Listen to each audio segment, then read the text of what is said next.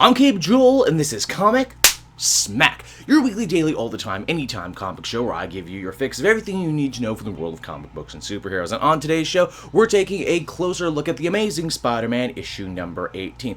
Dr. Octopus has been locked away inside the living brain since the events of Superior Spider-Man, but now, thanks to the Jackal and the Clone Conspiracy, he's ready to make his grand return. All this and more, let's hop on in and find out what happens next, shall we? Alright, so as you might remember, the previous Spider-Man issue was all about the Prowler, with Peter Parker himself taking something of a back seat. For this issue, we have something very similar, and that is the entire issue is told from the point of view of Doctor Octopus. And for that, we end up going all the way back to the end of Spider-Verse, wherein Peter Parker defeated the Superior Spider-Man. Now, as you may recall, during the Superior Spider-Man storyline, Doc Ock returned to the present, but after meddling around in the future, he ended up crossing his own timeline, and because of that, his memory was erased. Eventually, he would continue, go on, learn a lesson about heroism, and eventually redeem himself in the eyes of Spider-Man before eventually giving the body back to Peter so Peter could save Anne Marie from the Green Goblin. As we discover, it was after Spider-Verse, Dr. Octopus had actually made a backup of his brain patterns onto one of the Octobots, which was able to download itself into the living brain robot, which is why Dr. Octopus has been running around in the living brain. So there you go, question solved. For the most part, Ock was fine with this situation. He would bide his time long enough for Peter to let his guard down, and then he would resume his role as the Superior Spider-Man. This also meant he was able to stay closer to Anne Marie, the woman whom he loved so much, even if that meant watching her fall in love with other people while taking a job at the British desk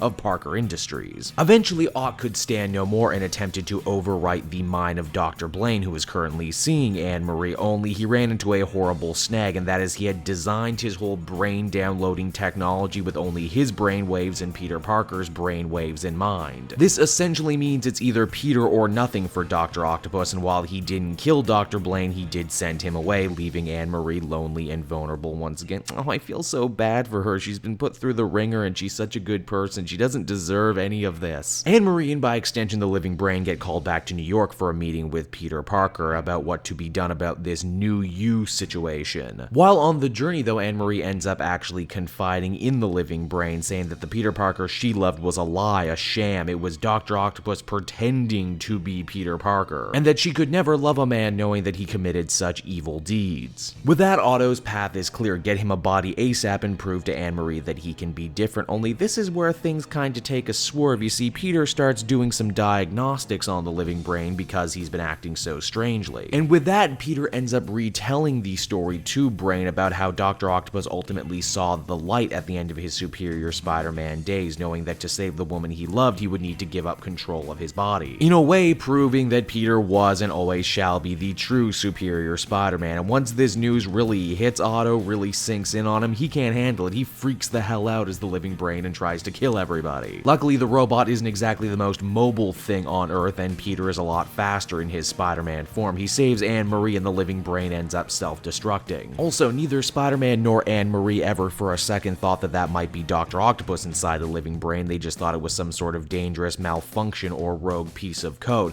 Dr. Octopus actually manages to escape with yet another backup of his brain inside another Octobot. With the information he now has about the Jackal and New You, he vows that he is officially done with Peter Parker and Spider-Man, and he will go to get his old body back once again. The Amazing Spider-Man number 18 was a story that I actually ended up enjoying, even if the parts I liked the most were just retreads of Superior Spider-Man, a story that I enjoyed quite a bit. I don't know if I needed a whole story about how Dr. Octopus was able to back up a piece of his brain, but the piece of his brain that didn't learn the important lesson from the end of Superior Spider-Man into the living brain. I mean, I had pretty much already assumed, but I didn't hate the story when it was told to me. Once again, the tragedy of the Anne Marie Otto Octavius relationship takes center stage. I feel so bad for her, and I hope good stuff will happen to her in the future. She's earned it. This was a utilitarian story. It served a purpose, and that purpose was to have Dr. Octopus have a falling out with the idea of ever being the Superior Spider-Man ever again, so status quo can be maintained and he'll return to just being being regular old Doctor Octopus. Would I have liked to have seen more stories about a morally upstanding, morally righteous Doctor Octopus proving that he can be a better superhero than Spider-Man? Well, yeah, but I guess that's not the way the winds are blowing here, huh? Hey, you know what they say, review the story you have, not the story you want. Overall, I would feel comfortable giving this one a 7.5 out of 10. Hey everyone, thanks so much for watching my newest video. I hope you enjoyed it, and while you're here, why not check out another video I have on offer? Or